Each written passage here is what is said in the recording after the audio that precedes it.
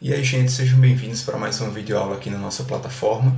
Essa aula é referente ao primeiro capítulo da Frente 1 de Biologia. Resolvi gravar essa videoaula para vocês para ajudar no estudo desse primeiro capítulo que estará na nossa avaliação processual, tá? Então eu vou procurar resumir os principais conceitos desse capítulo aqui para vocês ficarem ligadinhos e ele estará aí disponível para vocês para ajudar nos seus estudos, tá bom? Então vamos lá entender as características dos seres vivos, certo? Então, eu falei para vocês basicamente de algumas características dos seres vivos que a gente pode destacar aqui, como por exemplo a reprodução. Tem um propósito de perpetuar, ou seja, de fazer com que a espécie permaneça ao longo do tempo. E a gente conhece dois tipos de reprodução, né? A reprodução sexuada, que é aquela que acontece com a troca de gametas, e a reprodução assexuada, que não ocorre reprodução de gametas, tá? Uma característica do ser vivo também é a possibilidade de ocorrer mutações no seu DNA. E essa mutação faz com que haja a variabilidade genética entre os indivíduos, tá? Então, por isso que nenhum indivíduo é igual ao outro, devido às mutações que acontecem ao longo do tempo, né, que diferenciam o material genético de um indivíduo para o outro. Outra característica é a hereditariedade, que também está relacionada com a reprodução, que é nada mais nada menos do que a transmissão de características de indivíduos aos seus descendentes. Então, além de continuar a existência dessa espécie, os seres vivos buscam transmitir características de uns para os outros, se referindo, né, às gerações. Tá? E por que isso é importante? Porque os indivíduos que são mais aptos, que sobrevivem mais, têm características mais favoráveis à sobrevivência nesse ambiente, são eles que vão passar suas características adiante. Então é isso que chamamos de hereditariedade. E existe uma influência muito forte da evolução, de processos evolutivos. A gente está falando aí de adaptação, né, de sobrevivência. Então esses conceitos remetem à evolução biológica, que a gente vai estudar em alguns pontos do nosso curso de biologia aqui no ensino médio, tá? Outra característica de um ser vivo, ele tem que ser capaz de obter energia para o seu próprio funcionamento. Essa energia, ela vai ser produzida de maneira geral durante o processo de respiração. Quando a gente fala em respiração, a gente restringe muito ao processo de inspirar o oxigênio e expirar o gás carbônico. Mas a respiração é muito mais do que isso. É um complexo conjunto de reações químicas que servem para produzir, para fornecer energia ao funcionamento do corpo, do organismo, do indivíduo. E esse processo de obtenção de energia pode ser por meio aeróbico, na independência de oxigênio, ou aeróbico, na necessidade do gás oxigênio para o processo de fabricação dessa energia. Também, juntamente com a obtenção de energia, é necessário que o indivíduo consiga nutrir-se, né? Ou seja, obter essa energia de alguma forma, certo? Ele obtém a energia e precisa transformá-la para fornecer os materiais necessários para o funcionamento do organismo. Então, essa nutrição pode ser de forma autotrófica ou heterotrófica. A gente sabe muito bem o que é isso, que é quando os indivíduos conseguem produzir as suas moedas, os seus blocos construtores de energia, eles são chamados de autotróficos. E aqueles que não conseguem produzir por si só, precisam obter de outras fontes, aí são chamados de heterotróficos. E por fim, uma característica dos seres vivos é apresentar metabolismo próprio, ou seja, apresentar um funcionamento independente do seu corpo para permitir que todas essas outras características sejam apresentadas, né? Então, os indivíduos precisam realizar reações químicas de transformação de energia para o funcionamento de todo o corpo. Beleza? Então, esse metabolismo ele pode ser classificado como um anabolismo, que é aquelas reações químicas que constroem novas estruturas, novos componentes para formar estruturas do corpo, ou pode ser classificado como catabolismo. Catabolismo significa que as reações químicas estão quebrando, estão transformando grandes moléculas em outras menores, para aí fornecer novas estruturas, certo? Para a construção posteriormente. Então, anabolismo e catabolismo estão sempre correlacionados, tá? E isto tudo caracterizando um metabolismo, tá certo? E nós já entendemos o que caracteriza um ser vivo. Falei para vocês na sala para vocês tomarem cuidado com os vírus, né? Que os vírus eles não apresentam, por exemplo, capacidade de reproduzir-se independentemente. Ele depende de um hospedeiro para conseguir a sua reprodução. Então, só aí a gente já vê uma característica que o elimina de ser chamado de ser vivo. E quando a gente olha para um ser vivo, a gente tem vários níveis de organização de um próprio ser vivo, mas também de vários seres vivos. Então, essa imagenzinha aí, esse ciclo todo que vocês estão observando aqui, ó, auxilia a gente a entender como que os indivíduos começam a ser organizados desde níveis anatômicos, né, atômicos, melhor dizendo, até níveis planetários, tá bom? Então observa aqui comigo, ó. Nós temos esses níveis que começam desde o micro até o macro. Então nós sabemos que existem diversos átomos aí disponíveis na natureza. Quando esses átomos se agrupam, formam moléculas. Então falei para vocês da molécula da água, que tem um átomo de oxigênio e 2 átomos de hidrogênio ligado a ela, por exemplo. Então, quando nós formamos uma molécula, nós conseguimos aí agrupar diferentes átomos. E essas moléculas podem ser ainda agrupadas e a gente forma uma chamada organela, tá? Uma grande estrutura ou uma macromolécula que essas grandes moléculas vão se organizando e formando uma grande estrutura que chama-se de organela. E sabemos que uma célula é uma estrutura ou de um indivíduo pluricelular ou um próprio indivíduo unicelular, que essa célula é formada por várias organelas, certo? Então, um conjunto de organelas formamos uma célula. Se juntamos várias células iguais, formamos um tecido, certo? Ou se juntarmos diferentes células, a gente forma um tecido mais complexo, com diferentes posições, com diferentes estruturas, diferentes estratos. E aí a gente vai falar um pouco depois no nosso curso, certo? Então, um conjunto de células forma-se um tecido. Então, por exemplo, se eu juntar várias células ósseas, eu formo um tecido ósseo. E se eu juntar diferentes tecidos ósseos, um tecido mais especializado para uma coisa, outro tecido mais especializado para outra, eu formo um osso específico, que um osso é considerado um órgão, por exemplo. Tá? Então, se eu juntar vários órgãos, eu formo um sistema. Ou seja, se eu juntar vários ossos, que são considerados órgãos, eu formo um sistema esquelético, certo?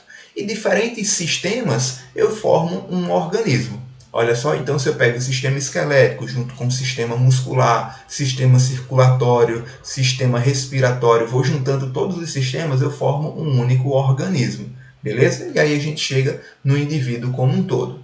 Mas esses indivíduos ainda assim podem estar juntos com outros indivíduos. Então, quando nós juntamos indivíduos de mesma espécie em um determinado lugar, nós formamos uma população de mesmos indivíduos, certo?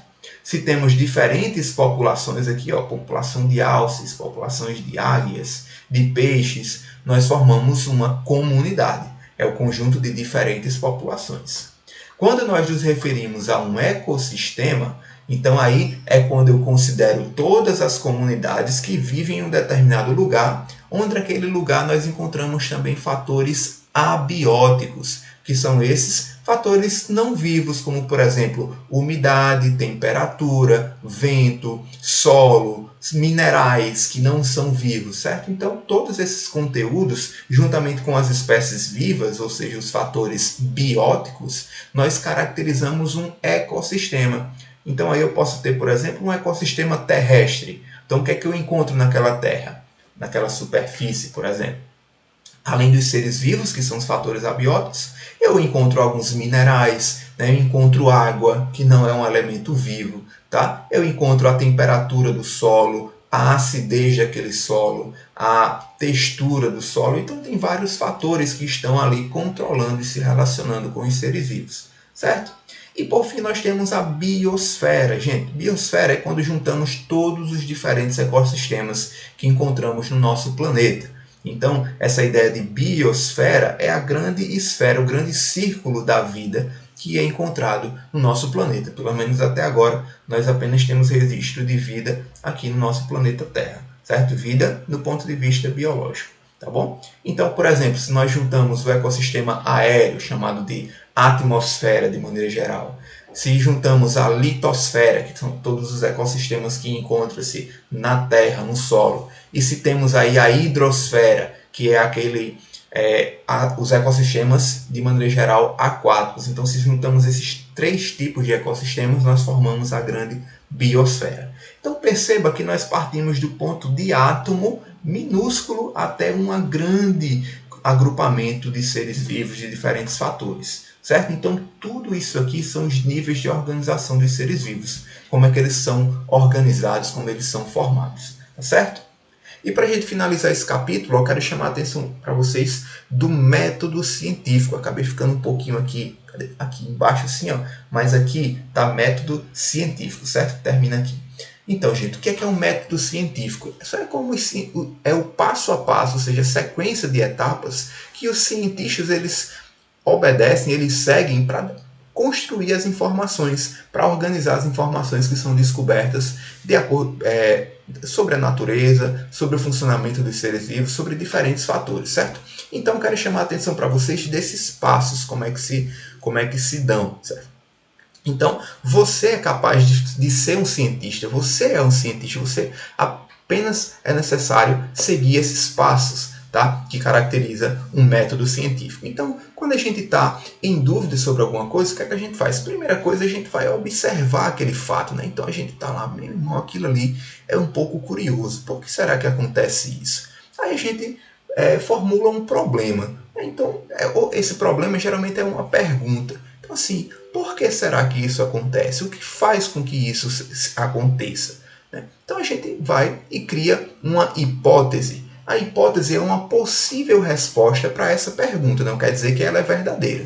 Então, vamos supor assim, vamos criar aí um exemplo, como está muito comum na nossa época aqui agora, o desenvolvimento da vacina contra a Covid-19. Então, observa-se que a Covid-19 é uma virose que está acometendo todo mundo, né, caracterizando aí uma pandemia global. Então, nós observamos que essa doença está causando muito impacto nos seres vivos. Então, nós criamos um problema, né? O que é que a gente pode fazer para minimizar isso aí? Então, a nossa hipótese é criar uma vacina. Então, será que uma vacina seria eficaz contra a Covid-19? Então, essa é a possível resposta para a minha pergunta, ou seja, é uma hipótese para o meu problema, certo? É o que pode resolver. Meu problema foi o que é que podemos fazer. Então, a hipótese é vacina. Aí, o que é que eu vou fazer? Eu vou criar agora uma metodologia, ou seja, eu organizo como é que eu vou testar essa vacina para saber se ela funciona ou não. Então, eu vou criar uma metodologia, organizar o meu passo a passo de trabalho e aí eu vou fazer a minha experimentação, ou seja, eu vou fazer diversos testes, né? Então, aí eu vou testar a minha hipótese. O que é que eu faço? Eu elaboro a minha vacina e vou testar nos indivíduos que estão acometidos pela doença. Então, depois que eu faço esses testes, a gente vê frequentemente nos noticiários, né, que as vacinas estão sendo testadas e teve tanto por cento de eficácia e tudo mais, eu vou analisar esses resultados. Então eu vi que quando eu administrei determinada vacina, os indivíduos que foram expostos ao vírus, eles não desenvolveram o quadro grave da doença. Então ela tem 100% de eficácia para proteger os indivíduos contra o caso grave da doença. Então, eu analisei meu resultado de maneira estatística, considerando todo um espaço amostral, né? Daí a gente precisa conhecer um pouco de matemática e tudo mais. E depois, quando eu vejo isso, que eu pego meus resultados, eu chego a uma conclusão. Minha vacina foi eficaz? Foi. Então, se foi sim, aí a gente fica feliz porque deu certo a nossa hipótese. A minha hipótese seria a vacina. Então, minha conclusão é o quê? A vacina é eficaz contra o problema da doença da Covid-19. Mas se a vacina não for eficaz, o que é que eu faço? Aí eu vou tentar outra vez, não posso desistir. Eu volto para elaborar uma nova hipótese, percebe? Então, se aquela minha vacina não for eficaz, aí eu vou elaborar ou um outro tipo de vacina, a gente vê aí diferentes tipos de vacina disponíveis, né? Ou eu vou procurar outro método, tá? Então, tudo isso são hipóteses, são possíveis respostas que eu vou levantando à minha problemática, certo? E quando nós chegamos a uma conclusão e eu confirmo a nossa hipótese, é necessário que essa notícia, esse meu método, essa minha hipótese, seja publicada, ou seja, seja divulgada em portais científicos relevantes, que realmente as pessoas confirmem que aquela minha metodologia, que aquela minha hipótese é verdadeira, que ela funciona, que ela foi testada, certo? Então a gente vê aí que revistas científicas confirmaram o uso de determinada vacina. Por quê? Porque nas revistas científicas, nesses bancos de dados científicos, eles passam por uma análise, por uma avaliação criteriosa para saber se todo o meu processo de método científico foi seguido de maneira correta. Se eu testei de maneira correta, se meus resultados estão corretos, 100% verdadeiros, se minha experimentação foi suficiente, se foi satisfatória para confirmar aquela minha hipótese. Então a ciência é algo que é bem sério e que deve ser respeitado e deve ser seguido. Então, sempre quando você ouvir falar em ciência, respeite e confie na ciência, porque ela não é simplesmente dita, não é simplesmente adivinhada, não é simplesmente aí uma suposição. Para que algo científico seja realmente colocado à disposição de todos, ela passa por vários processos, por várias etapas que vocês estão vendo aí.